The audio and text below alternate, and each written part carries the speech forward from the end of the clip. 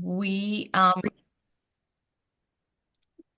thanks, Anna. As the ELD committee, we are primarily, I guess I'll say, responsible for goal 3 of the Vermont Early Childhood Action Plan, VCAP for short. So this is our goal. All children and their families have access to high quality opportunities that meet their needs. Meets their needs. Services and resources are accessible, equitable, high quality for children to thrive. Physical health, social and emotional wellness, development, educational results, and adequate basic needs to improve family outcomes. So, our goal is all children and their families have access to high quality opportunities that meet their needs. And then below that is a little more detail about sort of what we're talking about when we're talking about the needs of young families that in the context of the Early Learning Development Committee.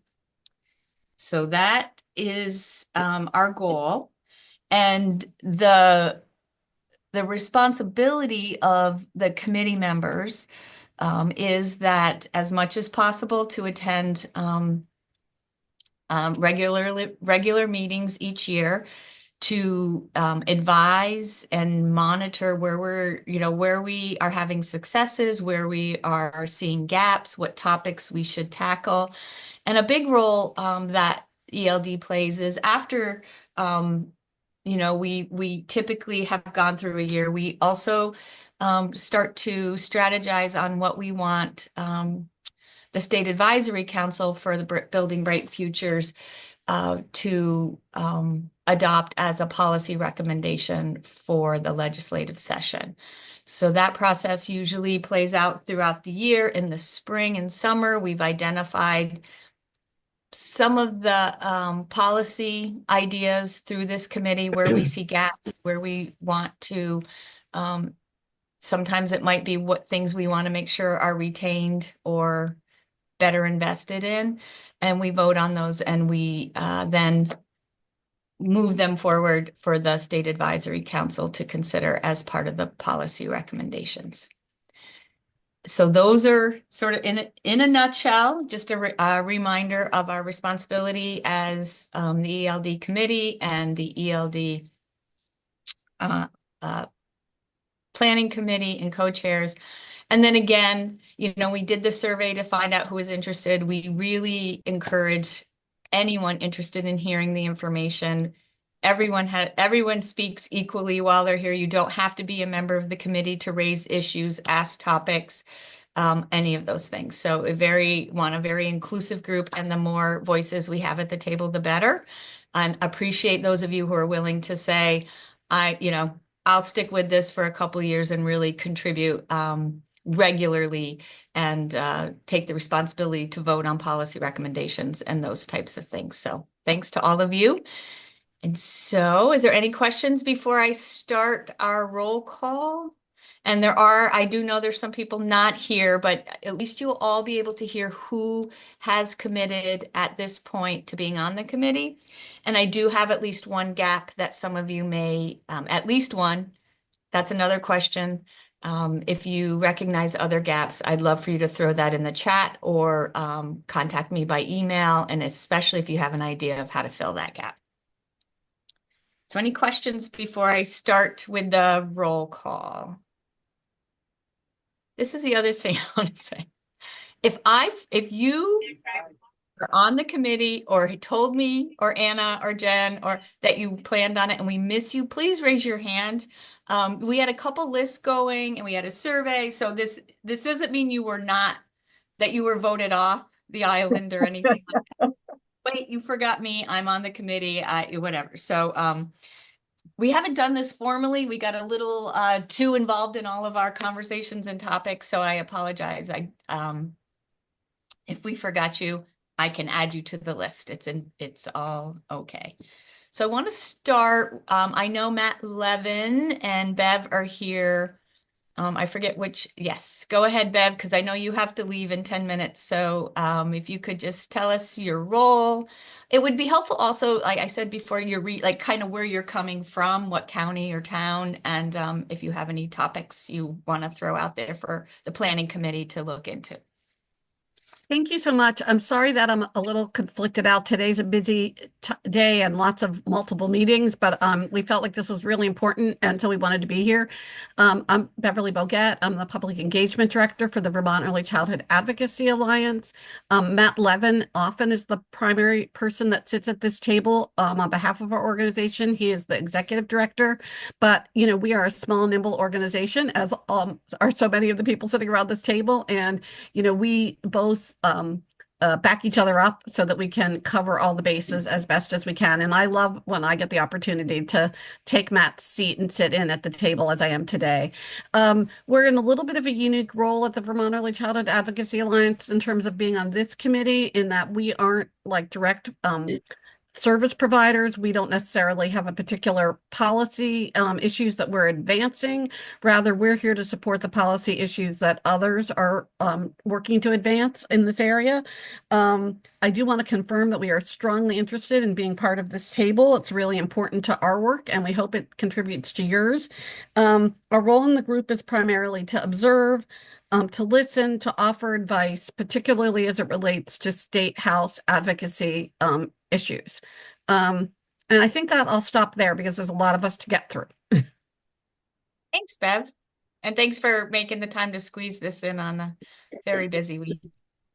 So now I'm gonna head down my list here, and if someone's not here, I will tell you what I know about them, because I'm seeing two screens, so I can't see everybody. So Michelle Treya, I think I see Michelle. Yes. Hey, good morning, everyone. I'm Michelle Traer from Northwestern Counseling and Support Services Parent-Child Center. And on October 1st, I switched into the role of Family Access Coordinator. However, the rest of the team that I sit on is responsible for child care support services in our region, and I've been the rep on this committee for like ever. So I'm still here and know a lot about child care. So here I am.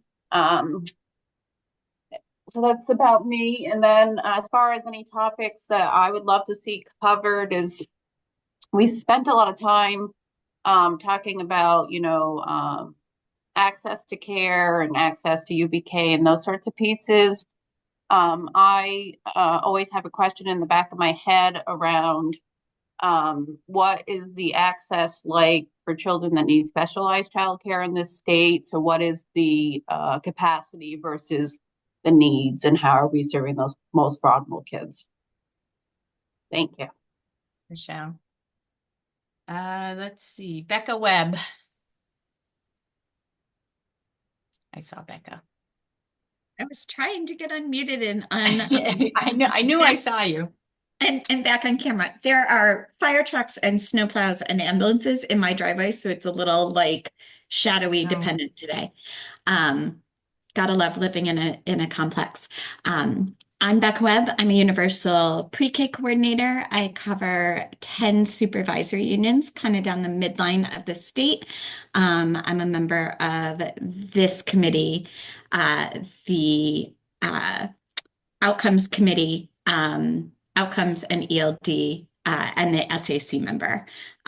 So my passions are that special ed connection piece that was just mentioned, and also access around UPK.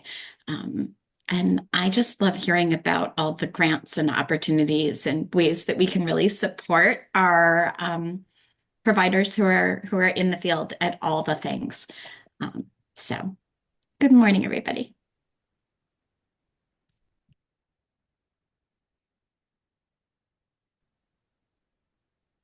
Sorry. Thanks, Becca. Let's see. Linda January. Hi, I'm Linda January, the Executive Director of Otter Creek Child Center in Middlebury, and also one of the co-leaders of the Addison County Early Childhood Network. And I've been on this committee for a long time. And I'm today, I guess I will say, am really the stuff with power to the profession, how that's going to move, and really thinking about the salary and compensation impact of all of that work and what are those ranges and all of that stuff, and just thinking about the future and how to plan. And so that's what's on top of my mind. Thanks, Linda. Amelia Struthers. Hi, everybody. Nice to see all of you. I love being a part of this group for the cross-pollination that we have, being able to talk to advocates and providers and all that. I really love that you put up, Sherry, the goals for the group. And in my work as curriculum manager for Northern Lights at CCV, I see my interaction with that goal being supporting teachers to be the best possible professionals they can, with receiving high quality professional development that challenges them, inspires them, helps them learn what they find out what they don't know, what they didn't know they don't know. That's the phrase. So that's how I see myself integrating with this group. I also come with 40 years in the field, and was working on the Worthy Wage campaign back in 1993 in Boston, Mass, and boy, have we come a long way. I also bring, as many of you know, in my back pocket, a very intimate knowledge of the State House and committees and one particular committee member. So I also have that purview that I like to sometimes drop information about. I know you know that because you've heard it before. Anyway, I'm really happy to be here, and thanks, Sherry. Thanks, Amelia. Cynthia Green. Good morning, everyone. I'm Cynthia Green. I'm the Farm to Early Childhood Partnership Coordinator currently with Shelburne, Shelburne Farms. I have a little bit of a tickle, so I'll try to be loud enough. I have also been a part of this committee with a whole variety of roles and a whole variety of interests and topics.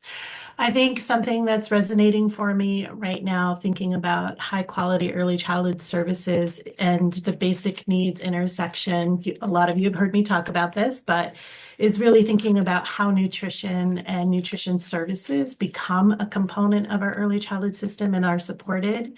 And I will just put out to this group, this topic is very timely. The USDA at the federal level is releasing $277,000 to Vermont for early childhood sites who participate in CACFP to purchase essentially free local food. So again, we continue to see our CACFP numbers drop. It's becoming incredibly difficult for programs to implement nutrition services, and we know children are still hungry. So really wanting to figure out how our state looks at and thinks about nutrition services as a component of high quality care. Really happy to be here. Thanks. Thank you, Cynthia. Is Cindy Randall here? So Cindy, maybe she'll join. I don't see her here. Cindy is our Head Start representative, and she is from the Bennington Head Start. If there's anyone here from Head Start and I have misspoke on that, please let me know. And let's see. Hey, Sherry. Beth Wallace? Oh, sorry. It's okay. Oh, I'm Jen. Jen Stage, and I'm from Okay. Champlain Valley Head Start. Thank And you. Holly is also here, and she's also from Head Start. Okay. Thanks, Jen. Thank you both for being here. Let's see. Is Beth Wallace here? I am, and I'll just say there I you am. are. You're on page 2 for me. I am a former Head Starter from Bennington, and our previous director always said, "Once a Head Starter, always a Head Starter," and I think that's true. But now I am the director for engagement at Vermont AUIC. Sharon Harrington, our executive director, has been a long time a member of this committee, but as we're getting pulled in many different directions, I'm kind of taking her spot. She'll join us as she's able. On the engagement team at Vermont AOIC, we have a lot of fun things that we have our fingers in, like the early childhood networks, all of the grants and bonuses that we're tasked with administering for CDD, student loan repayment assistance program, communications, advancing the profession, all sorts of fun stuff. And we also, excuse me, have a HUD grant through September 2025 that is really focused on recruitment and retention of early childhood educators, and also looking at the higher ed landscape and how that contributes to career pathways and making sure that we have a well-prepared, well-compensated workforce that's there to serve Vermont's children and families. So a couple of things that I'm really interested to explore are how we can invest in the higher ed portion of the system, because what we're learning is often the loss of a higher ed faculty member in a program could mean the end of a program in an institution, and we can't afford to lose any more early childhood ed preparation programs in Vermont. And then the other thing that I've just been hearing from folks over the last year is the need to expand all of the opportunities, amazing investments that have already been made into the early childhood education profession, like grants and bonuses, like tuition grants, things like that, to the other professionals who support our children and families, like CIS folks, early intervention folks. So interested to explore those topics. Thanks, Beth. Meg Baker. Hi, I'm Meg Baker. I have been in lots of places around the state and done lots of different things in Franklin County, Washington County, and most recently in Addison County. And I'm now working for the University of Vermont. I'm the Early Childhood Professional Development Director, working on early MTSS and the pyramid model for Vermont.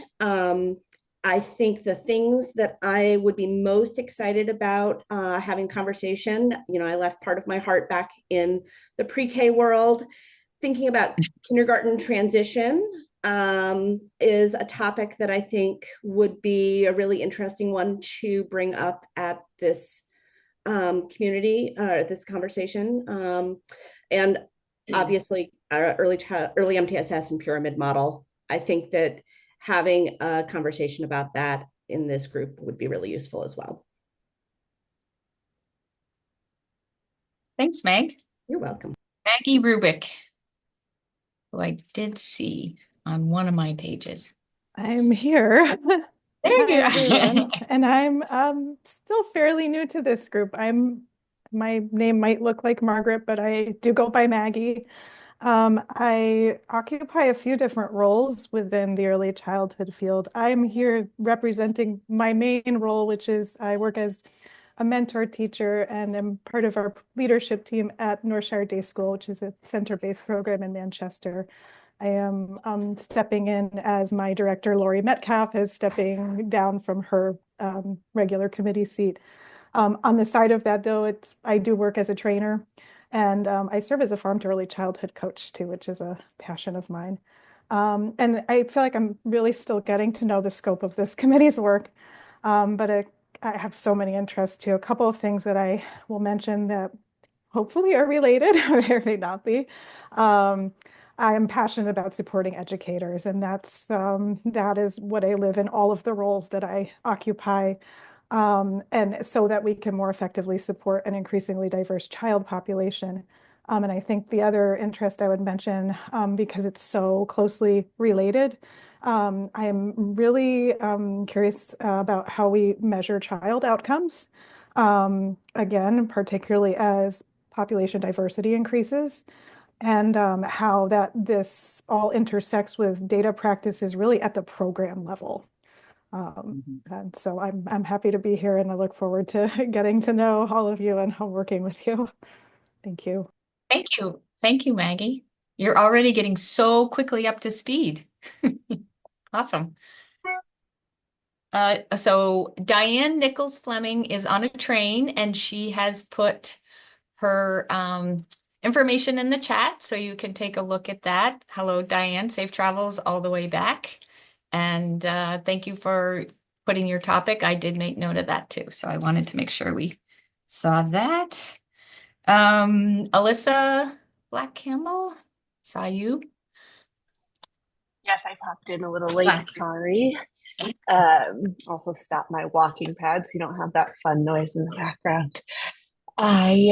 I'm Melissa Blass Campbell. I did research in building emotional intelligence in kids and am the CEO of Seed and So. We support teachers and families to ultimately support the tiny humans with skills and foundations for emotional development. I am feeling quite passionate about a unified system in that so much of what we hear from teachers, from directors, from families is like, where am I supposed to turn for this question? Who's the right person? Is there a grant for this? Is that out there? And this is a tech solution that's solvable, and would love for us to get to explore what that looks like, to have a place where everyone can turn and have a good user experience and be kind of a one-stop shop for early childhood, which would require all of us in the back end to integrate and collaborate, but very solvable for teachers, directors, family childcare providers, and families to have access to a user-friendly, almost like portal and hub that I'm interested in exploring. Thanks, Alyssa. Let's see. Chris Nelson. I did see Chris on here. I'm here. Okay. Hi, I'm Dick Nelson. Oh, you guys are backwards, so I gotta shut you off. My camera's broken. But I am a family child care provider in North Troy. I am interested in maintaining the momentum to get the field what they need. I am interested in retaining all the advances we've had and not letting the surplus go somewhere else, because it's not really surplus. We just didn't spend it yet. And I'm looking for advancements that will bring people into the field, give people pride in being in the field, and make our businesses sustainable and stronger. And anything going on with OPR and power to the profession and all the things that make it all make sense. Thanks, Chris. So let me think. So I have some people on the committee that are not here, but I'm gonna go through this list, and then if I missed you and you're on the committee, speak up. But I will introduce the people that are not here at the moment. So Ava Lovely joined the committee. She was here in December. I don't think she's on right now. She is a student and will be joining as much as possible on the committee. A lot of energy. Awesome. Sonia Raymond is typically here. I haven't seen her here today, and she is a center-based childcare program. Claire Kendall is here. I see you now, Claire. Hi, good morning. Good morning, Claire. I don't know if you were here at the beginning. I have been. Okay. I have been multitasking. So I am co-director at the Family Center of Washington County in Montpelier, Vermont. Been there for more than a couple decades, and I represent the Parent Child Center Network hat here on this committee. And I think, there's some great extensive research out there around children being raised in families and communities. There's some protective factor and strengthening families research that's done from the Center for the Study of Social Policy, CSSP, that children are not raised in programs. They're raised in families and communities. And so, that's the lens we come from. I mean, of course, a lot of us have early programs on site, some of which are public pre-K, and 100% invested in parents accessing affordable childcare. We do a lot of childcare financial assistance, childcare financial determination and eligibility, but really coming at this work from the whole family lens, and the families being nested in communities that support healthy, growth and development, of which all of these parts of the system are critical elements to have that successful outcome, the return on investment down the road. So very return on investment focused, healthy child, healthy family, healthy community structure. And I think you guys have heard me get in the really super micro level and beat the drum around. There's a serious workforce shortage. We are nowhere near our licensed capacity, not even close, and haven't been for over 4 years. And we don't have the skill set in teachers to meet the demands of the children that present on a daily basis. And families are struggling to make ends meet. And even though we have Act 76 as a success, and there's not enough childcare providers in our region by a long shot. And I heard specialized childcare mentioned. There is a significant gap. We have in the low 100s, like 120 plus children that need specialized childcare placement. We don't have enough of it. Provisionals aren't, they don't get us in the door in the way we would like. STARS is a struggle for childcare providers, especially specialized. So that's the complaining side. The first part was the vision. Thanks. Thanks, Claire. Thank you, Claire.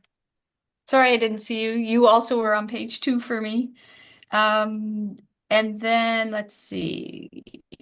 Eddie Gale is joining us any minute now, but I don't think he's here yet. And Eddie represents the A.D. Henderson Foundation, so he brings his philanthropy role to this committee. And then I think that's everyone that had formally committed. If there's anyone on here now that I missed who's in the meeting now that's on the committee, speak now. And if you're here as a listener, please put your name and role in the chat. Hi, And then Sherry, the last. this is, oh, I'm sorry. Go ahead, Holly. Hi, this is Holly And then Moriglione, Amy. and I work with Champlain Valley Head Start Okay. with Jen Lestage. She's on here as well. And we've had some restructuring recently in how Okay. we're using our management team. And we have a children's services team, and that includes myself. And then Jen Lestage, who's our education coordinator. We have Helen Meyer, who's our support services and inclusion coordinator, and Sean Lund, who supports behavior support. She's our behavior support specialist. And we work together basically with our teams, look at data, support classrooms and teachers, and then look at professional development that's going to support whatever's needed in the moment. In short. So there's been a few different people on this committee in the past. Jen and I are figuring out who would be the best person, but we would be pleased to be on the committee, one of us. I think previously it was Jennifer Jagopker. We're thinking a lot about collaboration within the communities that we serve. We're recognizing the importance of this as the needs of children go up. We're seeing much more diverse needs than we ever had in previous decades, and wanting to really be able to use our resources with all of the resources out there to leverage what's best for kids and families in the most efficient way. We're also really thinking a lot about the workforce, the mental health of our workforce, the physical health of our workforce, specifically related to the increase in special needs of children in the classroom, particularly behavior needs. We have currently 4 special accommodations grants in the works, which is really significant compared to previous years.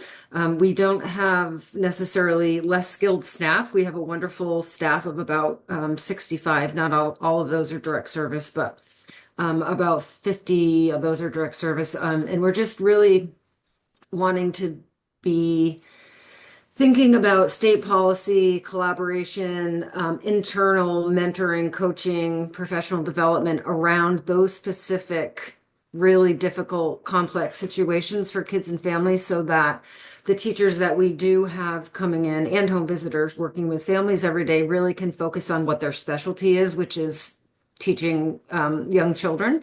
We also have, as I'm sure you know, all Head Starts, we have comprehensive services. So we do look at health and developmental aspects and a very large family support network. So many important things, and I just want to ditto everything that everyone has said on here. And the problem in the work that we do is that there's never a shortage of places to focus on. So thanks for allowing us to be here and listen for today, and or Sherry, we can get in touch and figure out what would make the most sense in terms of having someone on the committee. And Jen, do you want to introduce yourself? Sure. I'm Jen Lestage. I'm the education coordinator, as Holly mentioned. I have been in this role for about 2 years, but I have worked for Head Start and then a partner with Head Start for many years before that. So I am very interested in almost like everything that was mentioned here, especially like recruitment and training and the mental health of staff, and just really focusing on how we can prepare like new staff and new educators for the world that we're now living in. So thanks, everyone. Thanks, Jen. Thanks, Jen. And Amy, I think you had your hand raised. Yep. Hi, everybody. I'm Amy Murphy. I work for the Agency of Education. I'm the inclusion coordinator for the early education team. I've been on this committee, I think, going on 5 years now. So quite a while. I've seen some changes and lots of collaboration. Something that I work in, so my role, I work in early childhood special education, and then also early multi-tiered system of supports framework. I focus obviously on inclusion for each and every child and their family, building up not just practices, but a system that would support, access and full participation for each and every child and their family. We work a lot with like I said, systems. So no matter how big or small programs are, and then the practices within that, adult response, it can be social, emotional, developmental, academic, just looking at those positive outcomes, looking at the equitable and inclusive high quality practices, kind of just aligning we've got the DEC recommended practices, the Division for Early Childhood, we've got the Early Childhood Technical Assistance Center, we've got NACI and BACI, and all of those practices are all in alignment. So the early MTSS framework encompasses that and puts that into place. Something especially that we're focusing on is the elimination of exclusionary discipline practices, so suspension, expulsion, restraint, seclusion. The U.S. Department of Education and agency, U.S. Department of Health and Human Services, put out a inclusion policy statement about a year ago that really highlighted the evidence that shows how those exclusionary discipline practices are affecting children in the long run throughout their lives, not just even within school. And then just yesterday, the U.S. Department of Education Secretary Cordova put out a letter about restraint and seclusion, and just the use of those universal and targeted and individualized supports, and how that the social and emotional component, how that can create such a positive outcome for each and every child and their family, and the adults working with children, building competencies just in children, but within the adults. So that's what I focus on. Thanks, Amy. So I'm going to put the agenda in the chat. I'm not going to introduce the planning committee. They will be introduced at a future time, because we are getting a little behind schedule, but so there's the agenda. And again, if any of you want to reach out to me individually about being a member of the committee, just shoot me an email, and we're going to turn it over now to Susan Titterton, who's going to give us, some of you talked about this as one of your topic interests, an update on the Vermont AOIC application to the Office of Professional Regulation, and some other some updates on what they're hearing from the field during their informational session. So thank you, Susan.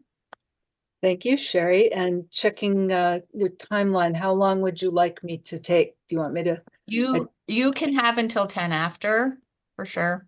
Okay. I think we have plenty of time for the next presentation. So I think we're good. Perfect.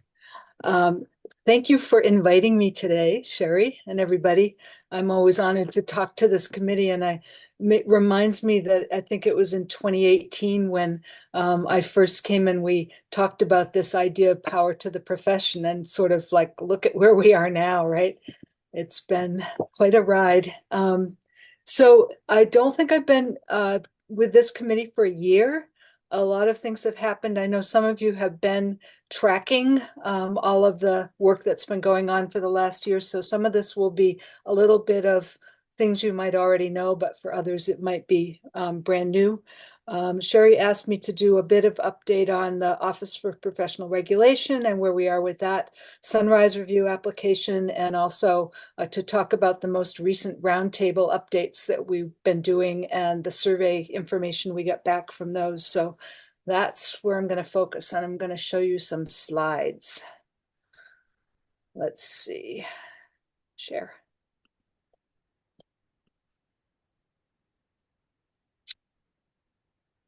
Out of the way. The bars are always in my way. Here we go. So these slides are from the most recent roundtable update that we did, but the first one is going to let me talk about the OPR application and where we are with that. So we were running this particular roundtable from November until about now. And this first slide kind of gives like the overview of where we've been over the last number of years. So if you look at the focus on the left-hand side, this is all that multi-year process that we have been going through, workforce-led, with the task force involved, lots of outreach, looking at the unifying framework piece by piece by piece and taking it out to the workforce to sort of build this shared understanding and momentum for a particular direction, kind of cut down on the fragmentation. And so I don't need to go into that in any more detail, but looking in the center of the slide, we then created a Sunrise Review application, which we submitted in the spring to the Office of Professional Regulation, which is under the Secretary of State's office. They regulate over 50 professions. And since that was submitted, they have been doing in-depth due diligence research, including public hearings, including comments, talking with lots of people, really trying to get a good understanding of the complex system as it exists now, what was being requested in the application. And so what we understand, they had hoped to have their report done sometime in December, knowing that that was very ambitious because they're working on, I think, 4 big reports at the same time, including one about doulas. But the report is getting close. We think by the end of January that will be finished, and we've been in ongoing conversations with them, and the initial indications have been very positive. We have reason to believe that their report and recommendations are going to be headed in the same direction that we had been requesting, and well aligned with the unifying framework. So at a high level, that's what we're hearing.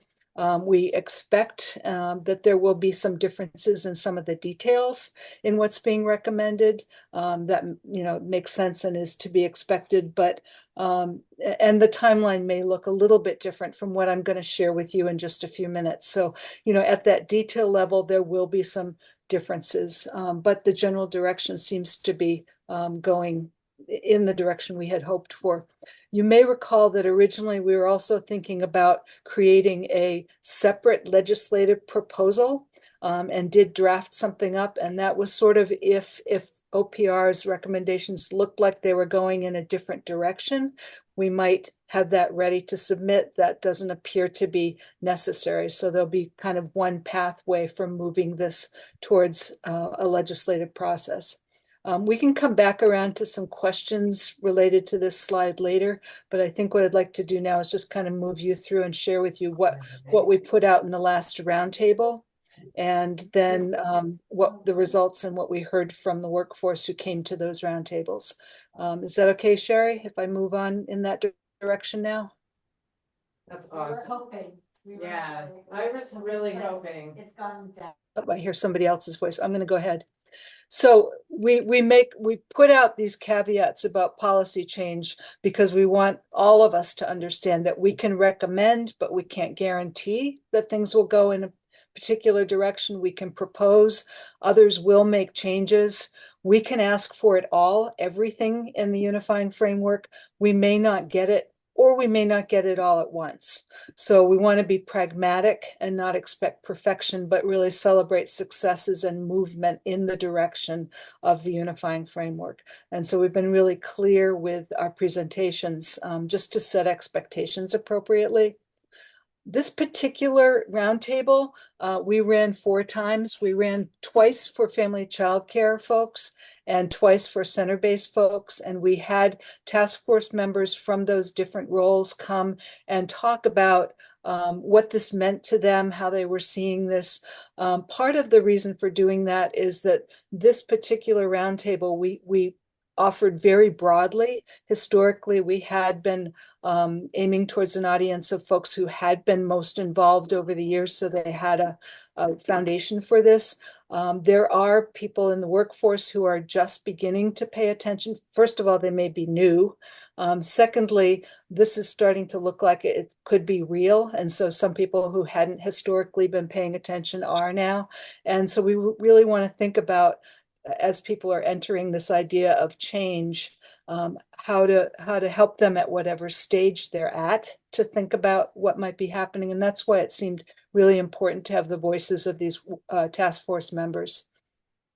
The presentation that I then took folks through, and some of you were at some of these roundtables, was to just remind us all first of this notion of one profession with 3 designations that we're talking about. The birth through age 8 license to practice, and then the 3 designations, early childhood educator 1, 2, and 3. And you can see here the scope of practice for each and also the educational requirement. This comes directly from the unifying framework, and it's what we put forth in the Sunrise Review application.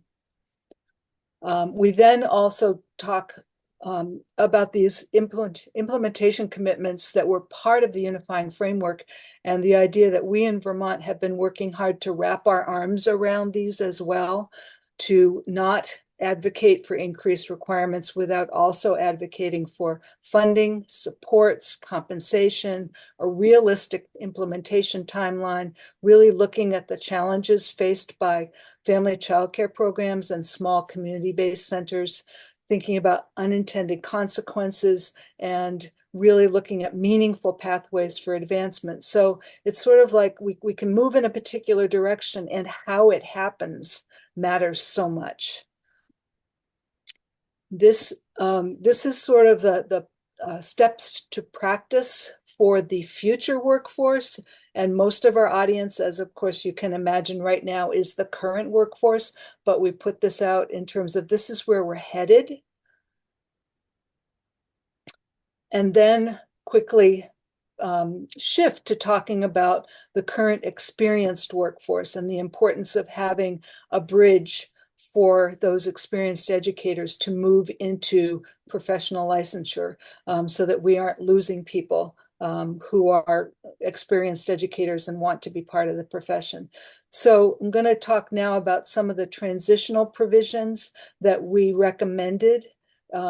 We have put them forth in some of these roundtable updates we've been supplying to people, and also in the Sunrise Review application. We don't know if they will be included in the direction that we're finally going in, but it's important for us to be clear on here are things that we've really thought about and are recommending. So one of the recommendations was that we honor the equivalence that's built into the Northern Lights career ladder. So specifically, let me just pick one of these. For example, I'm going to think about career ladder 3B. You saw in the earlier slide that having an associate's degree in early childhood education would be the preparation pathway for an ECE2 license. We know that in the career ladder, people may have that or that for a 3B certificate, or they may have associate's degree in a related field, or they may have an associate's degree in an unrelated field with a certain number of early childhood education credits in other coursework. So we're recommending that we honor that as we move into a future system. And so if a person had a 3B, even if their degree were not in early childhood education, that they'd be able to apply for an ECE2 license. Will that happen that way? We don't know, but we're recommending that.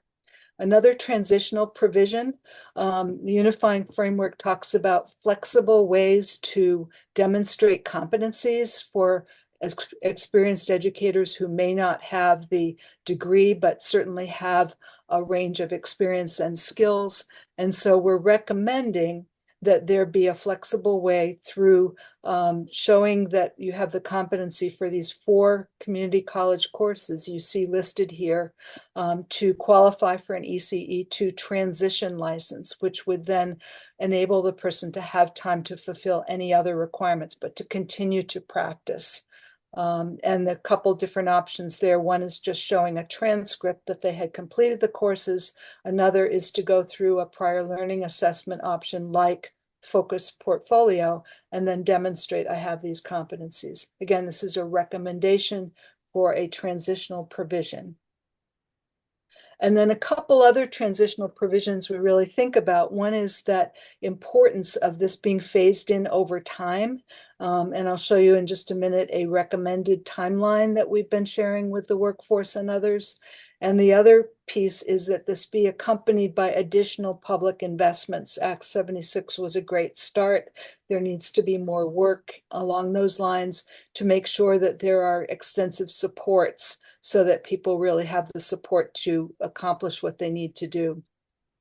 And in these roundtable updates, part of what we did when we did the go around and also with the survey is we asked people to identify supports and resources that they would need. And I'll share that with you in just a minute.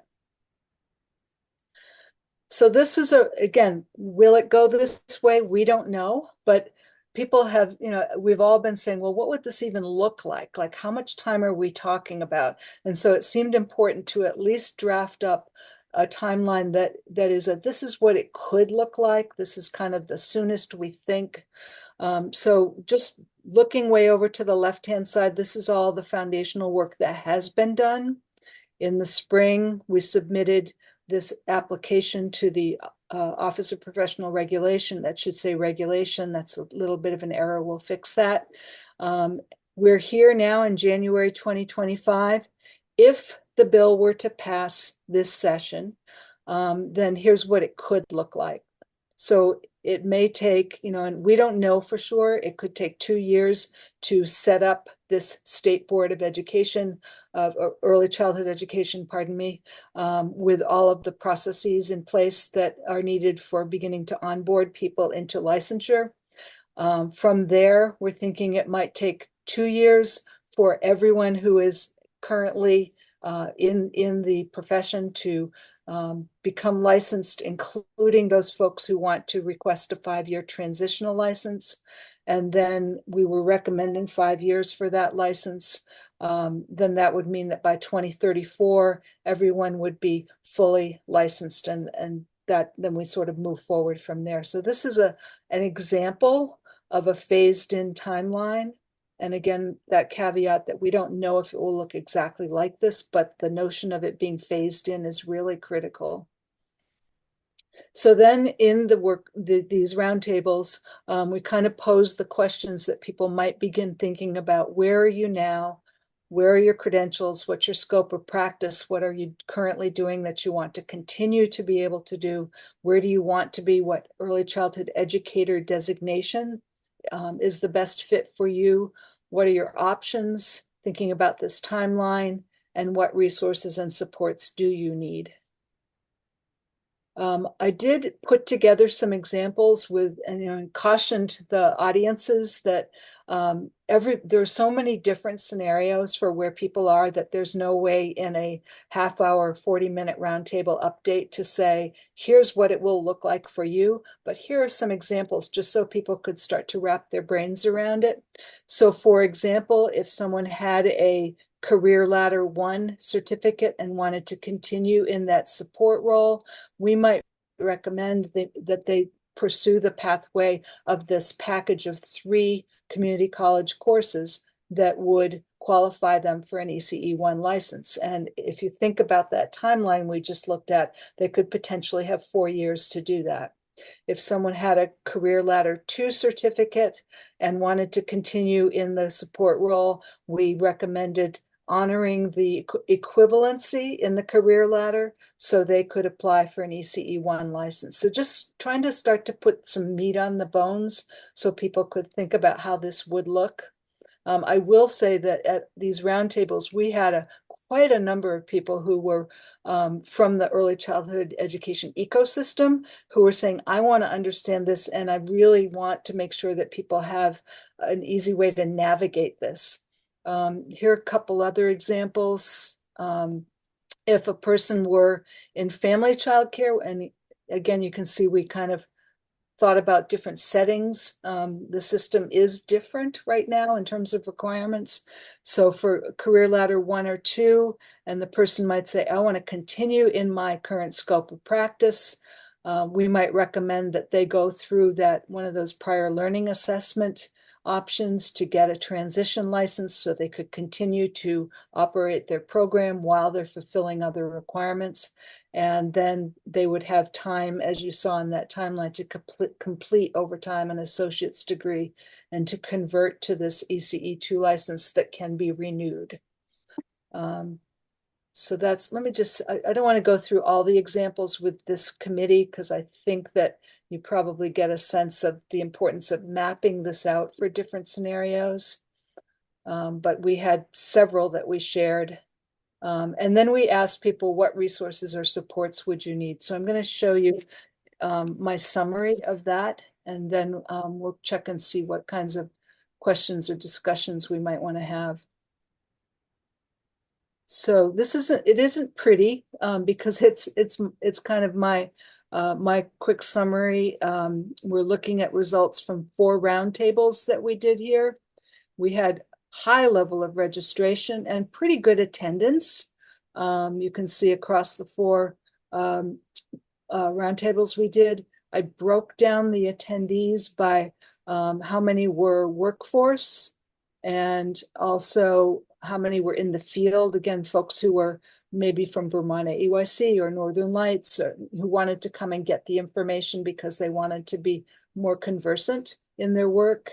These were folks who were presenting, and this is the number of surveys we got back. So I would have hoped for a higher survey return on this. And it's really interesting to see that, 23 of the 89 who attended were from the field, not the workforce. We opened this set of roundtables up to a broader audience, not only most engaged new folks, but also anybody who was interested. These now are the results from the surveys. So I broke that down by role, and you can see that quite a few were directors who were coming to get this information, thinking about their staff and how could they support their staff. We also had these are folks who are probably from the ecosystem who were interested in getting this information. And again, these are the surveys, right? You see the numbers above there were more who attended, but we had a smaller group who responded to the surveys. You can see the years of experience among survey respondents. You can see the career ladder certificates. Quite a few who responded to the survey had a 4A or 4B, and then 6 had none. We don't know what that means, whether they were early childhood educators or in a different role. And then here were the responses to what current supports would you use to meet qualifications, so we get an idea of which ones might be most highly valued. People could choose more than one of these supports. So certainly the advisor navigator role, supportive cohort, scholarships, those were biggies. And then we also asked the question of, maybe there are things that don't exist in exactly the form that we might be wanting. Which of these additional supports might you find most useful to meet the qualifications for professional licensure? And again, you can see, the personal coach, mentor, on-call tech support was an interesting one, and then bonus, but it kind of ran across a bunch of categories. And then finally, at the end, towards the latter part of each of these roundtables, we did a go around and said, so what's a support that you might use, and what's something you're wondering? And so again, here's a list of supports, and a bunch of them clustered around, I want information. I want it to be manageable, not overwhelming. Please keep doing sessions like this. Please create some clear written materials. This would support navigation and advising. It would help me with ways to help my staff or my network. And then we see funding, of course, is always important, and compensation paralleling this work. Release time to complete coursework was important to some people, and building more awareness among families and community members. We've really focused on the workforce and the ecosystem, but people were saying we need to be broader in building awareness.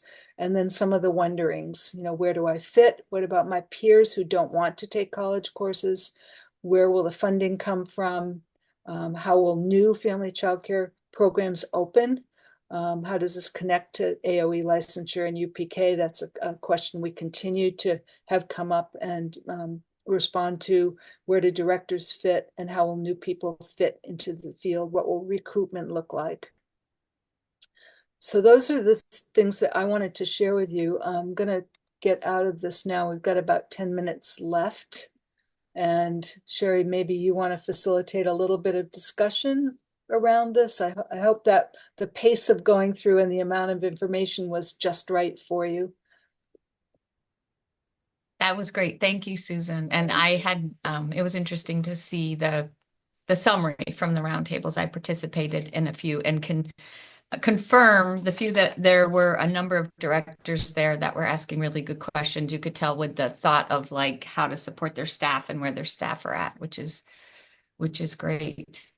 Meg, so I think what we'll do is open up for questions for the next 10 minutes. And Meg Baker has a question in the chat, and she's wondering how new OPR license options might interface with CDD childcare regulations and AOE educator licensing. I know it's a long way into the future, but what do those conversations look like right now? That's, you're at the edge of my expertise on this, maybe on the edge of everybody's. My understanding is that if something is advanced through the legislature, that then there's going to have to be a lot of rulemaking and implementation work that would happen. So I don't think we know how that would turn out, except we know that that would happen. Becky, you're nodding. Can you add something to what my limited knowledge about that? I think Dawn may be better able to speak to this than I'm just agreeing with the concept of like, if there's legislative direction that will inform rulemaking that has to happen, and then all of us are sort of under the purview of what those new rules would be. But Dawn, I don't know if you have any insight to add there. Not a ton. It would require some extensive rulemaking, and rulemaking runs on its own timeline.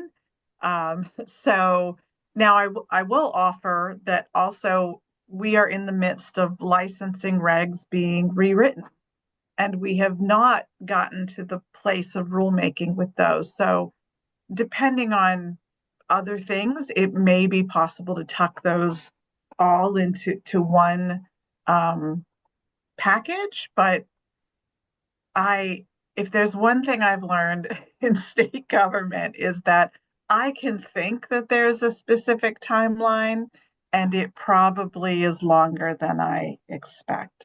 So Yep. that's my update on that. Thanks, Don. And just in terms of AOE licensing and how it impacts there, I would say, again, it's, it's up to right now to see the OPR summary report. But along with some of the recommendations that Susan put forward, there is no desire to duplicate.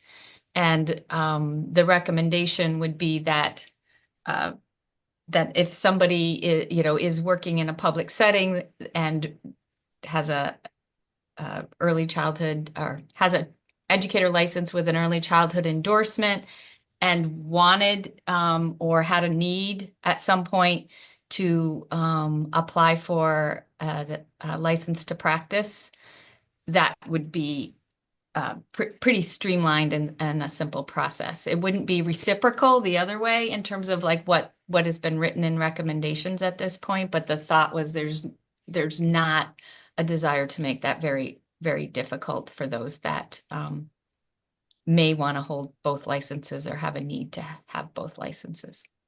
And I'll add just one thing, just Sherry just reminded me that there's also, this would not layer on a new set of things we would have to do in addition to what's in the childcare licensing rules for staff qualifications. There would have to be, this is back to the point about rulemaking, like this would not be you must meet this requirement and also this new one over here. There would need to be done in order to have, there'd be one requirement, at least from the childcare licensing rules side of the world, is my understanding from talking to the folks at OPR.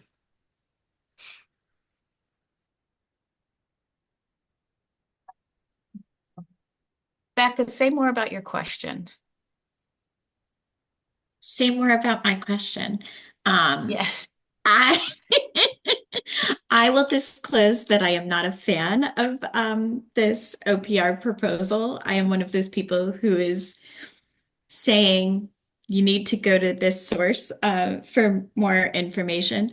And I say that in a really loving and wonderful way, but I have so very, very many concerns that I'm hearing from people in the field, and I've expressed those to the process people that need to hear it.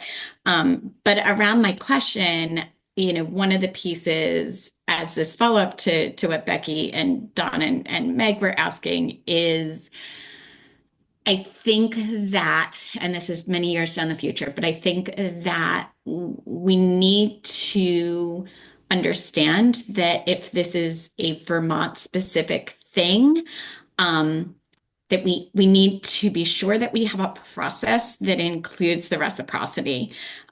So particular to AOE early ed licenses, and Amy, if she's still on, might be able to correct me in this, but I think there are like 3 states that Vermont does not have reciprocity for. And so when I look at my current slate of licensed teachers operating in public and private programs, we're getting a lot of out-of-staters who are coming to Vermont to work in this field. And to me, that's really exciting.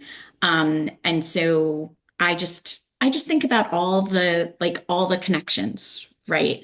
And I wouldn't want to have a system where we've built up this Vermont siloed system that either doesn't let you cross a border as a new grad or as a person who moves. But those are just ponderings and wonderings that I have in this process.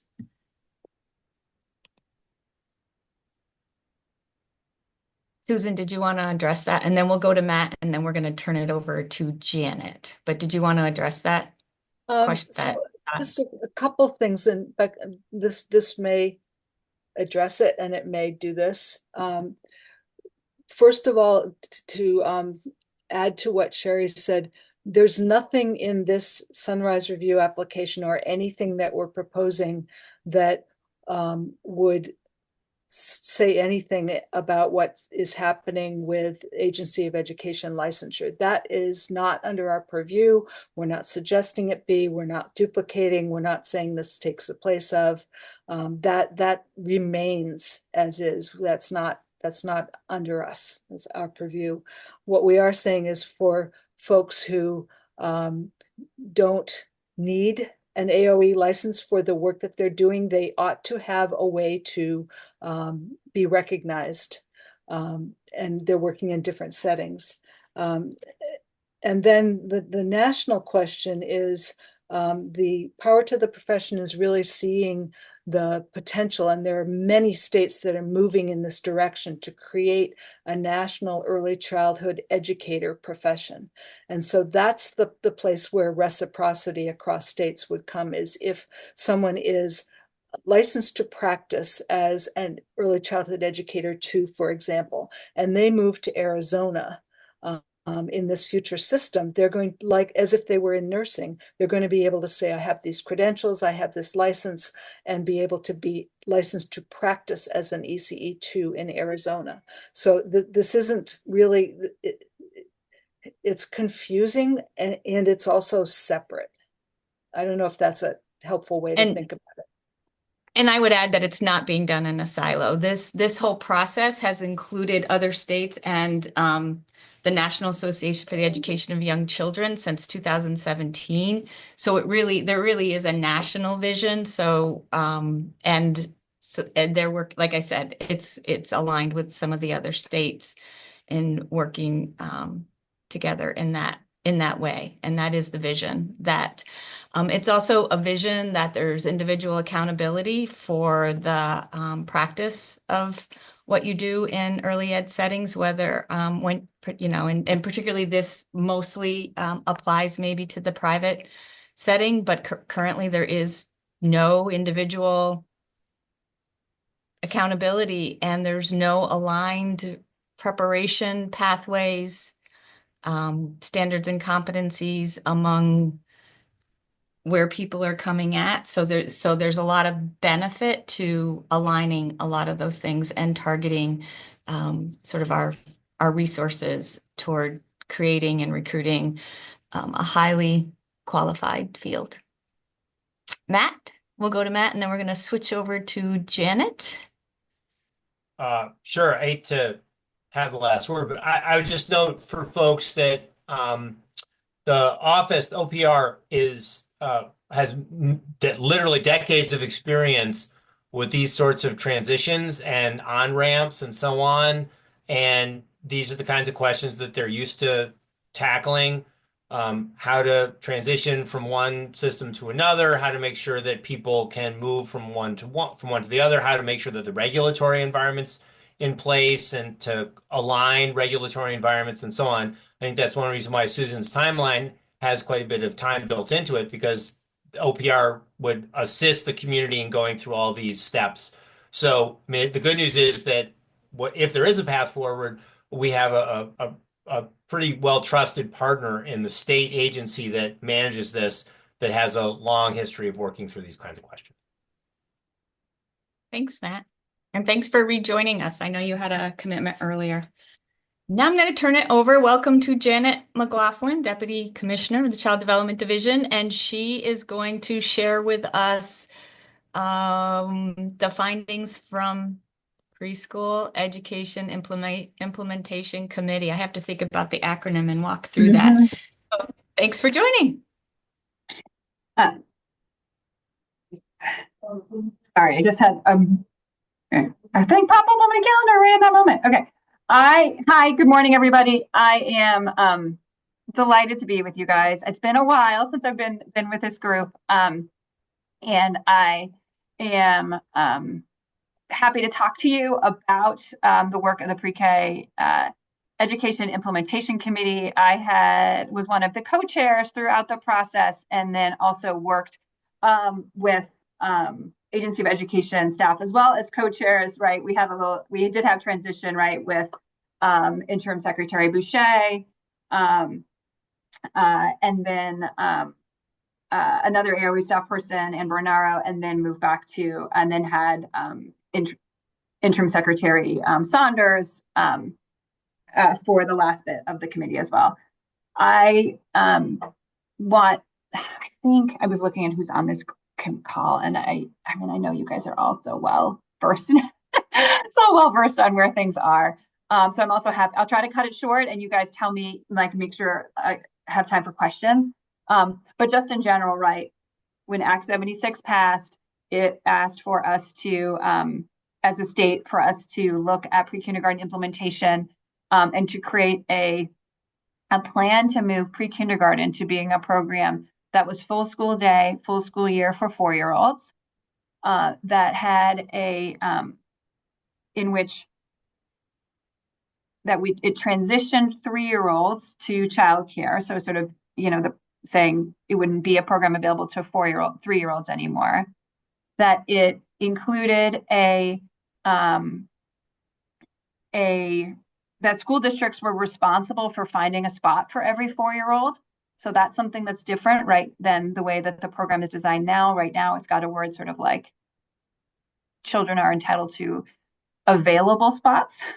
So that's a different piece of it. And then it also provided school districts or proposed providing school districts with some additional choice in how they were going to meet that demand. So whether or not they were going to offer it all in their schools, whether or not they wanted to contract with partners, whether or not they wanted to do a mix of that, but that choice would be more about the school districts doing that, making those choices versus the system that exists right now, in which the parents find the program that they want that's pre-approved and they tell the school district. So those are the 4 big changes that the legislature was asking us to consider and to come up. Ideally, what they were hoping for was for an implementation plan for us to say, okay, this is how we would do it. As the committee got together, there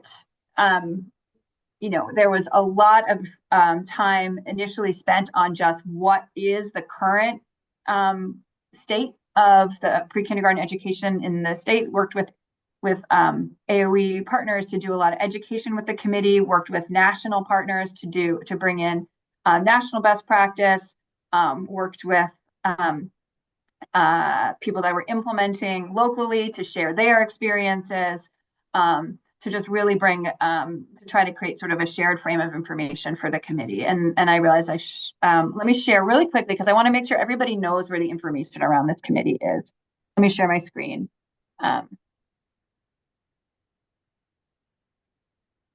Okay. So bigger. Okay. Here is the website for the Pre-Kindergarten Education Implementation Committee. And so I just want to make sure people know that this exists. We can put the link in the chat, but this is where that final report is. This first one is the final report that went in December. And then we've got the public comment that was submitted. Written comment was included here. There also was public comment periods at every meeting, so there was also public comments submitted in those and meetings as well. And then here's the information on every single meeting. It's a lot to absorb, obviously, but it is includes the information, the agenda, and the minutes. And so you'll see all of these information from every single meeting that we had. So you can kind of see that we had full committee meetings, a number of full committee meetings. You'll start seeing that there are some that are different here, like a systems level work group, a capacity and funding work group, and then we also had a program quality considerations work group. So, so all of this sort of was a public process. Various ones of you guys participated in different ways. We have a couple, is it just 2 other committee members besides me on here? Okay, Sherry and Becca were both on the committee. I don't see, I think that's it. Okay. That's right. Okay. We're both on the committee as well. So you can see this is the list of folks who are on the committee. I just want to make sure people know all that information is available to you for your reading pleasure. So then it got put into our final report, and that was submitted to the legislature on December 6th. at this point, again, I think people know this again, but where we are is it's up to the legislature to decide. Well, there's two places, right? This is right, our like system of government. Like there's two things that can happen, right? One, the administration could make a proposal around pre-kindergarten education.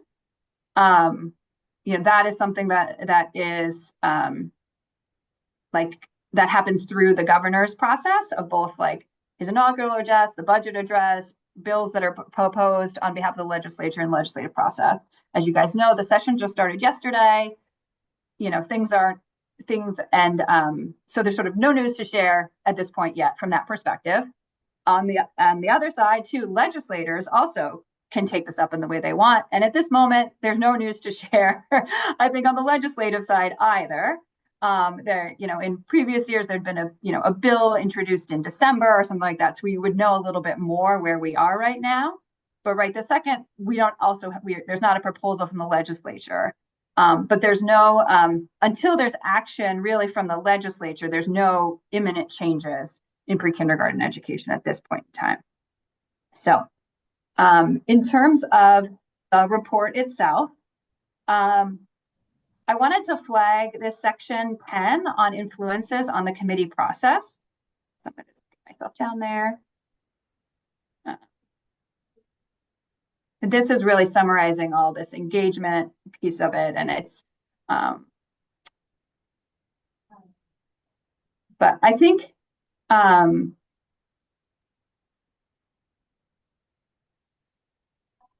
as you remember, right, Act 76 passed, right, became law in June of 2023.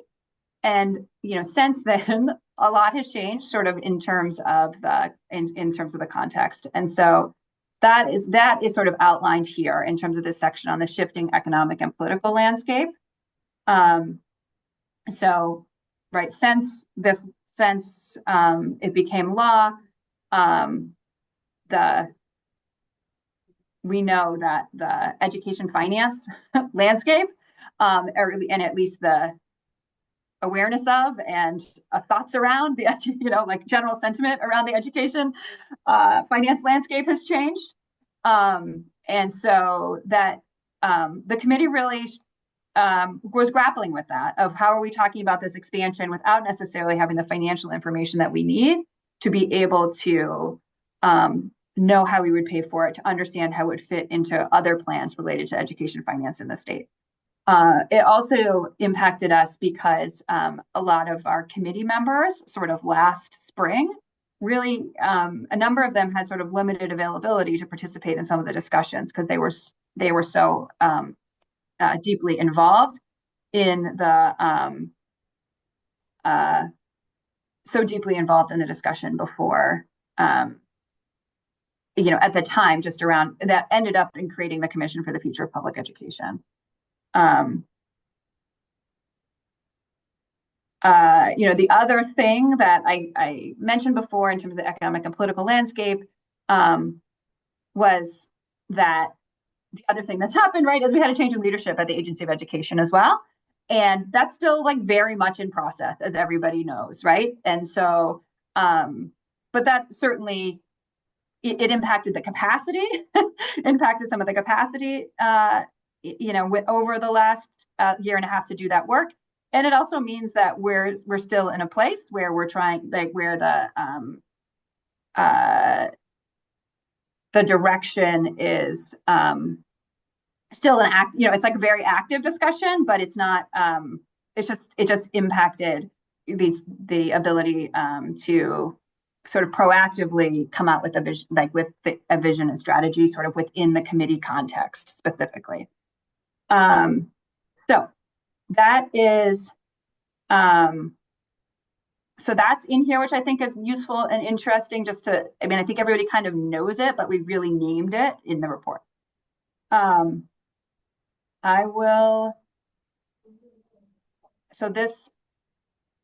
I'm going to go to,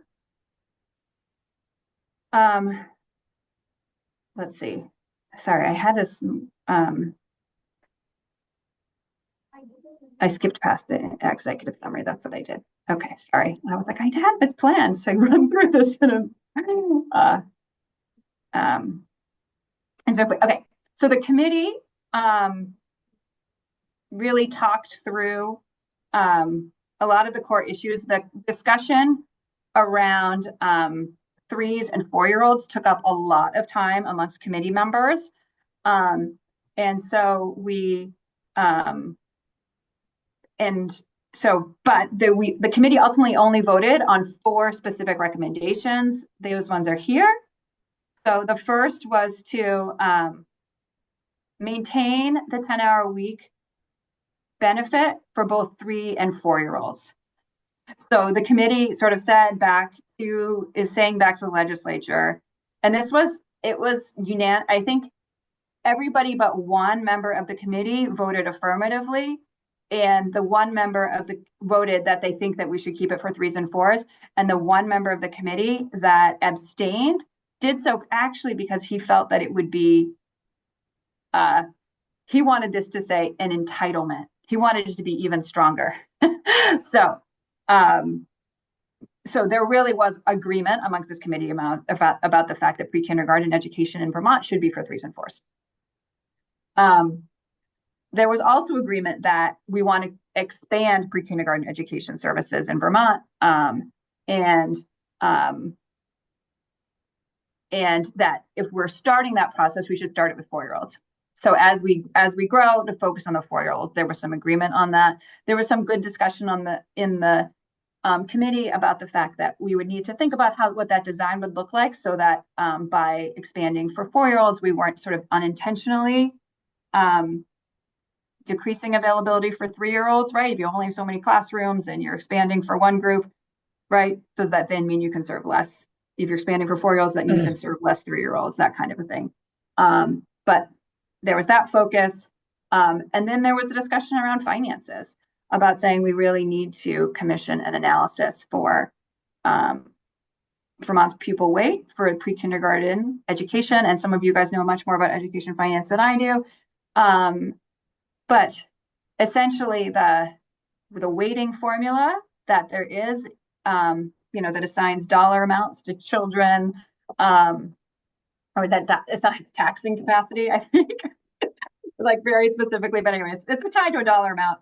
That's not necessarily with like an allocation, but again, with the capacity to raise money, is that analysis have been done for K through 12, has been done for different subgroups at K through 12, but it wasn't done for pre-kindergarten education. And so it was just really difficult for the committee to be able to, make any sort of predictions or make any, recommend commitments without really understanding what would be the financial application of that commitment. And so saying, well, the next step really needs to be that the study that sort of looks at K through 12 needs to be expanded to include the pre-K kids. And then also there was a final recommendation around reviewing the methodology for establishing pre-kindergarten payments to non-school-based programs and to propose updates.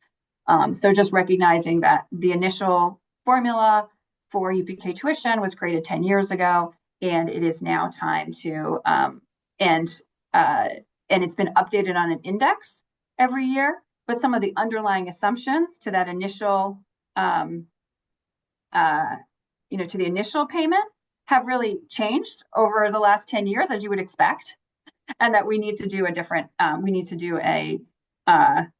look at that methodology again and consider how to update it and, how we could keep it updated more regularly in the future. So those are the things that the committee got to, which we ran out of time.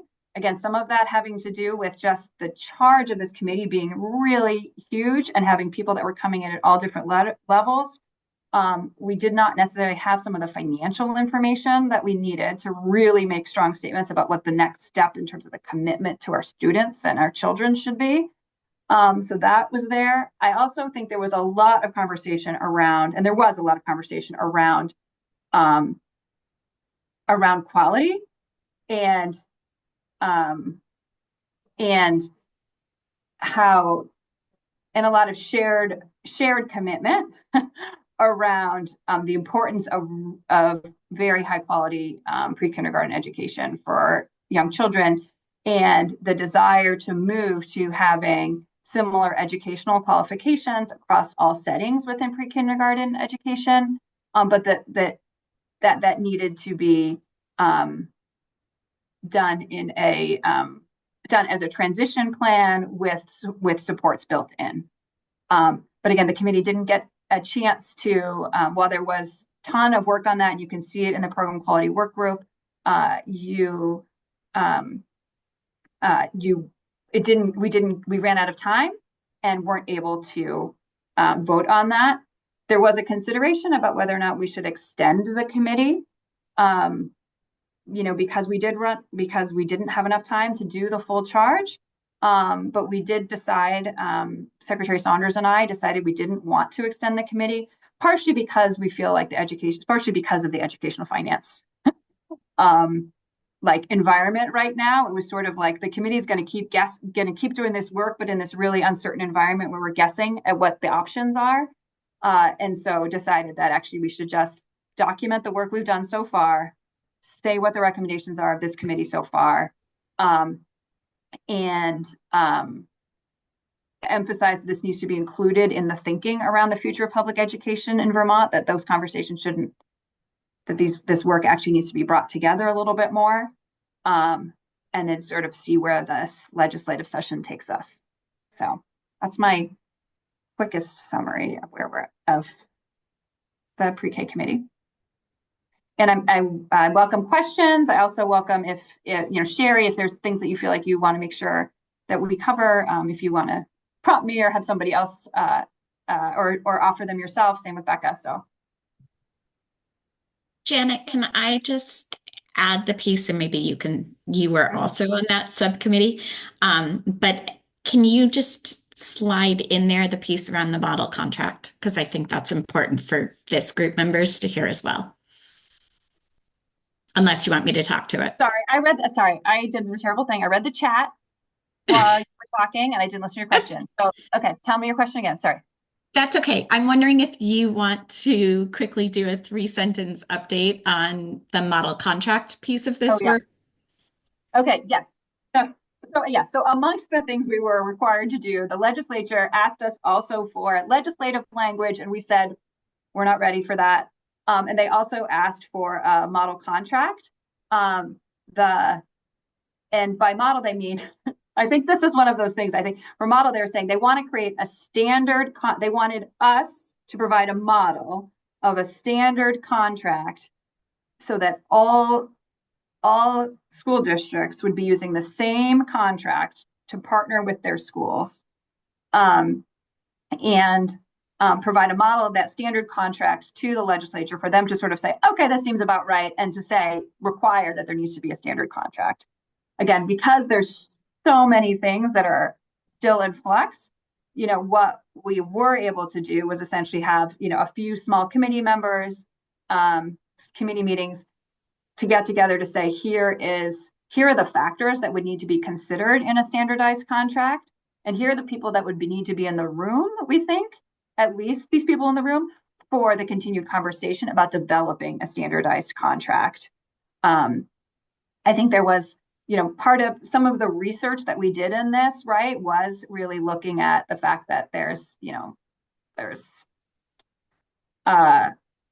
for individual programs, some of them have, between one and, there's one that partners with 20 different school districts, but, with the average being 5, right? So having 5 different requirements and 5 different attendance things is tricky.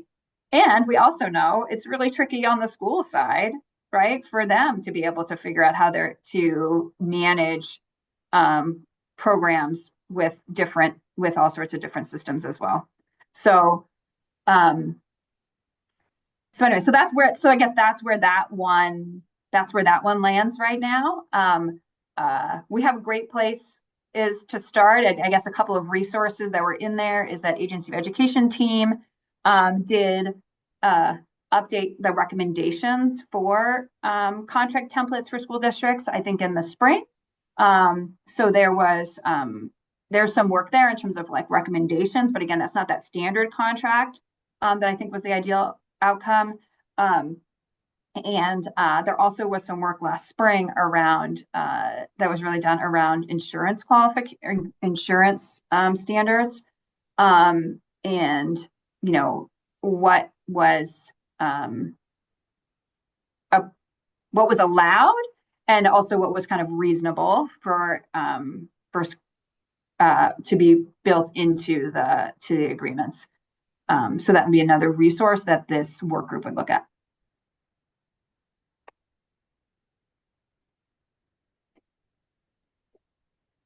Janet, did you see Meg's question in the chat that she was wondering about the methodology for the pre-K tuition and who might do that review? Oh, it's exciting. So actually I'm let's see.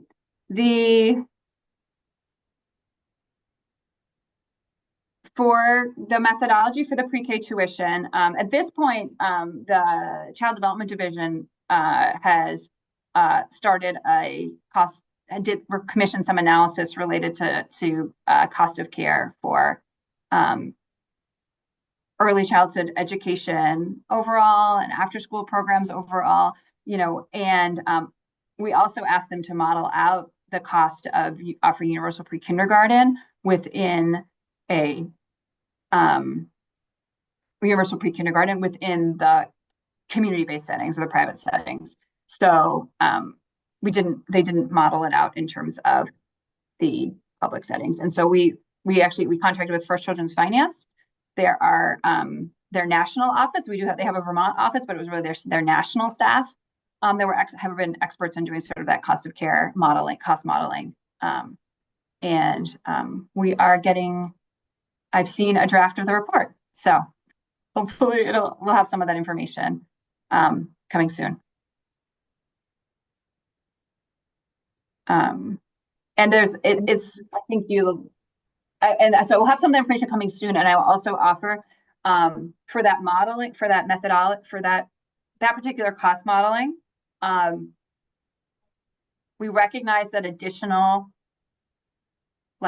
ground truthing from the community is needed. So what we're putting out initially will be here's the best thinking based on prior research, publicly available, for the most part, publicly available data, or, consumer cost indexes, broken out by what we, typically see as the cost centers and line items within early childhood education programs.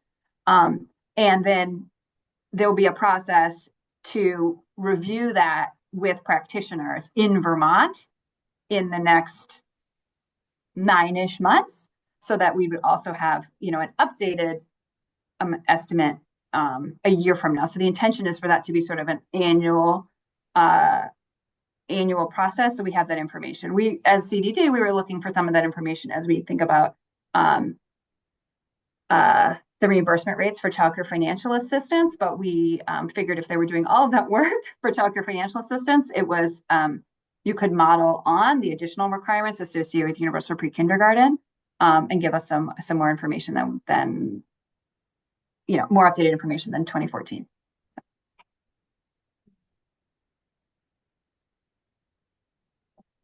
So I have three things. Janet, I just want to make sure I understood. So the cost of care study, there will be opportunity for practitioner weigh-in. Is that what you were referring to?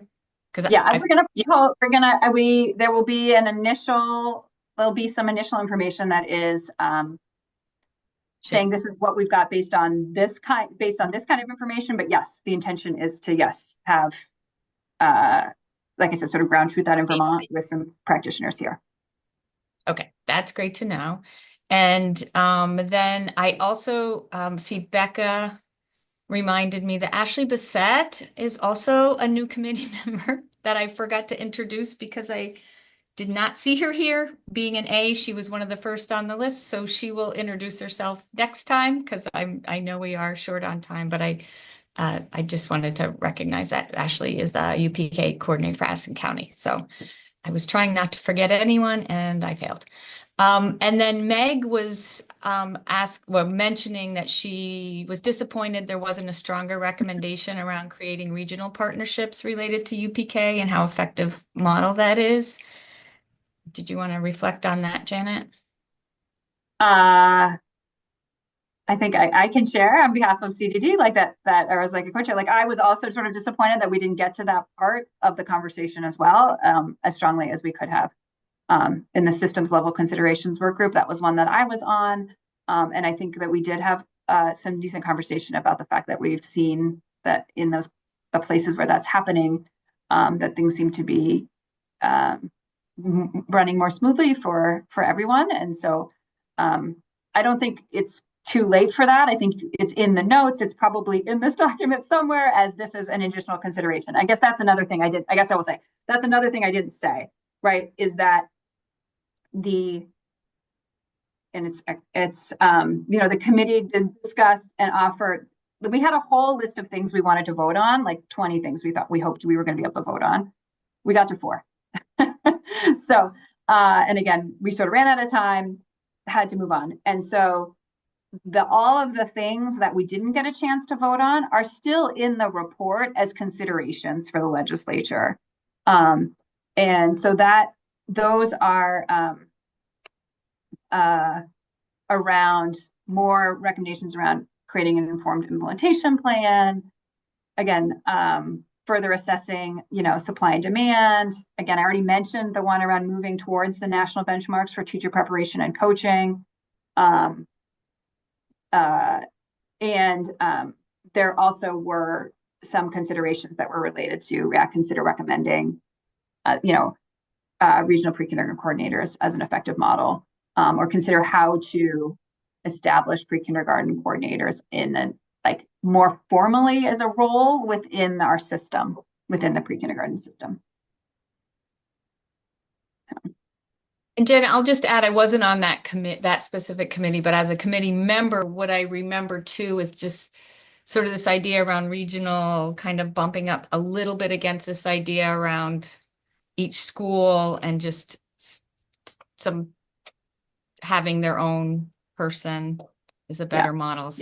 So again, there were 20 things we hoped to vote on, and we ended with 4. But people bring their own positive and experiences to what they think is best, and I think some of that just bumping up against, coming to complete agreement are some of those things. Yeah, and I think we've got I think this, again, the report and the work of the committee, and we tried to link to some of the key products that I think could be really important to the discussion. So relative to educator credentials and the national best practice, we have a chart that lays out, okay, here are the best practices according to the National Institute on Early Education Research, NIER, NAEYC, and Head Start, and identifies whether or not, for each sort of educator role in the classroom, how does Vermont do against those national standards? And so it's just there kind of in black and white in a way that maybe it hadn't been communicated and expressed otherwise, because you really see Vermont meets almost all of the standards except for coaching. We don't have a statewide plan on coaching. And then again, relative to the lead teacher, and then for the lead teacher credential, we have some variability in our lead teacher credential. In public schools, we actually exceed what the requirement is. And then in center-based and home-based programs, or not requirement, so we exceed what the national best practice recommendation is. And in centers and in family childcare programs, as a standard, we don't meet that national best practice, though there certainly are plenty of places where that actually is being met, right? Where there are AOE licensed educators working directly leading the classroom instruction in family childcare and in center-based programs. We also have documentation around, created charts around what are in terms of the systems level, what are the roles? What is it that is, what does Agency of Education do? What does Child Development Division do? What do the school districts do? What does the State Board of Education do? What is, trying to, again, outline for folks that, that's part of what the systems level work group did, was just document what is. Like that's what needed to be part of the work, was documenting what is before we could get to, okay, so now what should be. And I do think, like, we really do, I feel like one of the accomplishments is there is a really healthy list of what is needed next, and what, what was, we always wonder, do we have information on this or that, or should we get, and I feel like it has really set a stage, should there be interest in expanding universal pre-K, that we now, you could use that, in planning about what we need to know, how to do that, how much it would cost, what it looks like, and all of those. And there were some really good resources that were developed as a part of the committee when they were looking at quality. And there's a lot of great lessons that were learned from national folks looking at our system and examining our participation rates. And so there definitely was a lot of content that happened throughout that time. And if you look on page 41 of the report, it responds to the 5 directives, but the report does entail a lot of information on universal pre-K that had never been collected before or examined before. So, yeah. And I will offer another thing. The appendixes are also useful. Again, that's where some of those charts, some of the documents built right into the report, some of it's in the appendix. But you also see some results from some of the surveying that were done with some of the public schools. And in that, you just really got the sense of the really, the really significant variation in terms of school districts' readiness for what the proposed, both understanding of and readiness for this proposed change. Some places saying, yep, we got the buildings. If we had the people, we could get it done. Other people saying, yeah, we got the buildings. We barely have any people. I don't know how we would get this done. We have other people that were saying, our buildings are completely full. There's no way we could do this without having, significant external partners. We're not sure those people exist in our region. Another conversation that was really significant too was around 3-year-olds' access to special education services. And that pre-kindergarten education, universal pre-kindergarten education has been really important in terms of creating the opportunities for 3-year-olds to be served in their least restricted environment. And to schools being able to offer classrooms that are serve children with both with and without disabilities. And I will say Janet mentioned that the other learning for me, which is really small, but I was like, Janet mentioned how, we haven't done a study in looking at pre-K and per pupil cost. It was a K through 12. But the other piece that we ended up diving into is what is mandated for kindergarten, first grade, second grade, and realizing that if we were to jump ahead with full day, full school year UPK, we were actually we wouldn't be aligned with kindergarten. If you look at and that is up to the state board to set the minimum amount of hours that are offered and minimum amount of days. So it was just things you don't even think about, unintended consequences of good ideas. And that's another reason why this committee was important, to look at all those things that probably need to happen first before we look at expansion and of universal pre-K. Thanks, Janet. Meg has a question. Sorry, I have lots of questions. I know one of the things that happened when we were talking about moving from part day kindergarten to full day kindergarten was there were 2 separate ADM options listed for school districts. So some school districts were offering part day kindergarten, and they had one set of weights, and then there was a full day weight for districts that were offering full day kindergarten. Is that something that came up at all in the conversations you had with the committee thinking about waiting in preschool? Yes, that was a recommendation that was in, I think, the draft of the report in September, and it was out by December. I think people were, in terms of, they just said, let's look at people waiting. Originally, I think the September version said, let's look at people waiting, including full-time and part-time options, or options at different numbers of hours. The committee members really felt like we hadn't fully discussed that well enough as a committee to be able to be that specific in the recommendation.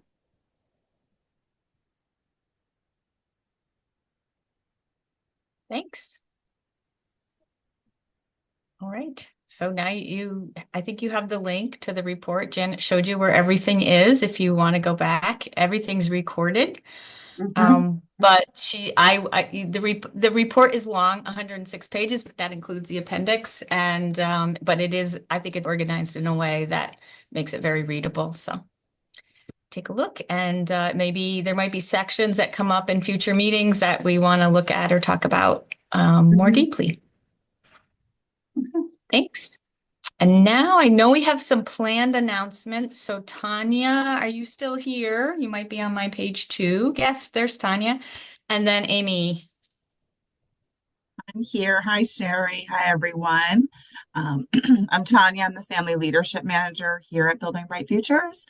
BBF and the Families and Communities Committee is committed to doing regular family needs assessments.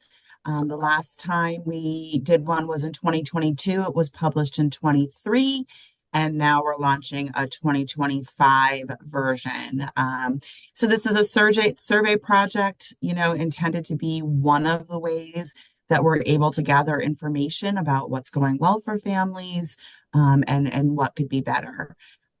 This year, we're partnering with Rapid, which is out of the Stanford Center for Early Childhood. Rapid has been conducting ongoing national surveys since 2020.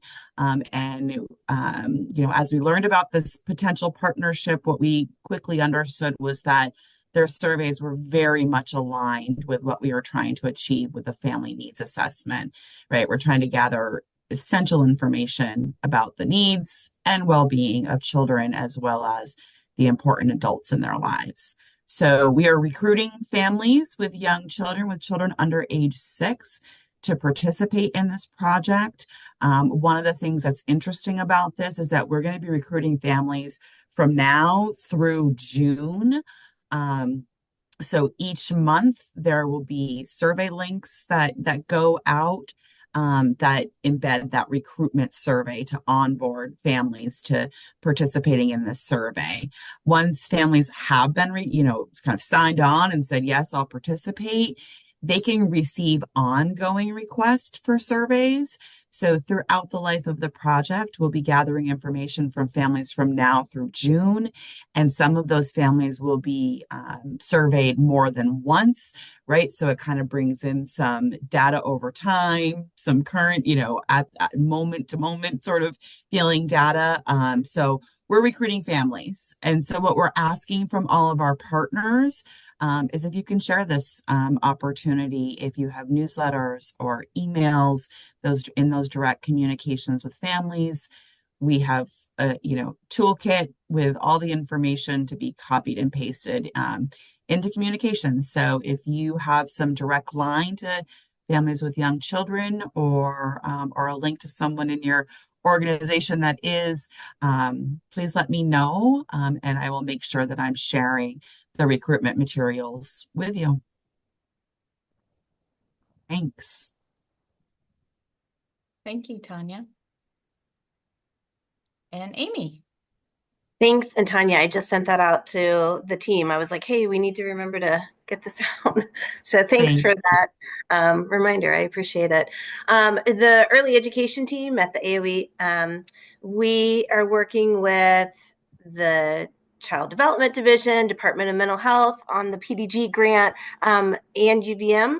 And so we're working with Meg. I know she's here somewhere, but so we have just a reminder, we have free e-modules that are encompassing the material, the practices that we talk about within our early MTSS framework. We've got infant and toddler free modules, trauma-informed practices, pre-K. We have a birth through 5 that's more condensed. We have the Prevent, Teach, Reinforce, which focuses more on the more individualized response plan building. So if people want access, please reach out to myself, or it can be to Dawn. She sits on that, Department of Mental Health, like I said, and then Meg Baker. We also, the early ed team, created a document based off of that. And this is just the first in a series of 3, but it's covering the universal expectations and supports that can be provided within Vermont's mixed delivery system. So across our early care education environments. It's really got, it seems like a lot, but it's really just universal practices. I would say adults working in our mixed delivery system are already putting these practices into place. It's just a visual to help them, remember to expand those practices, among all adults that are working in programs across all routines and activities. And then it also provides some rationale on data collection, because data collection should be happening at all tiers within the framework. So if anybody has questions about that, feel free to reach out. This is, like I said, it's the first in the series of 3. So this one's going to focus on universal practices. Again, the practices that we're talking about align with what our national and state partners are also recommending. So the Head Start, the NACI and VACI, the Early Childhood Technical Assistance Center, they're the federal TA provider, and then the Division for Early Childhood recommended practices. The next series that part that we put out in the series is going to be on targeted, so intentional teaching of social and emotional skills. And then the third one will be individualized plan building. So.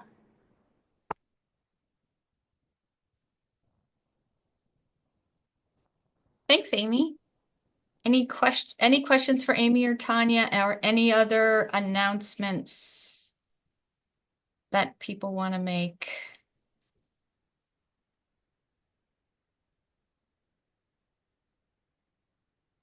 Actually, Sherry, I have a quick one. Oh, go, Dawn. The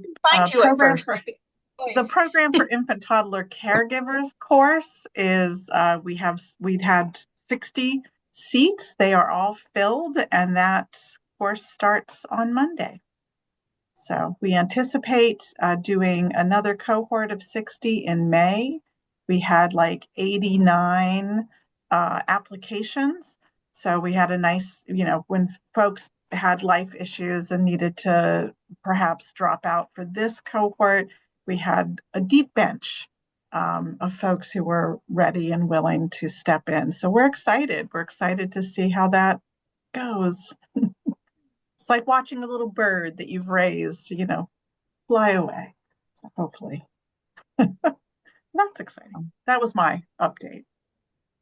Thanks, Dawn. Any other updates?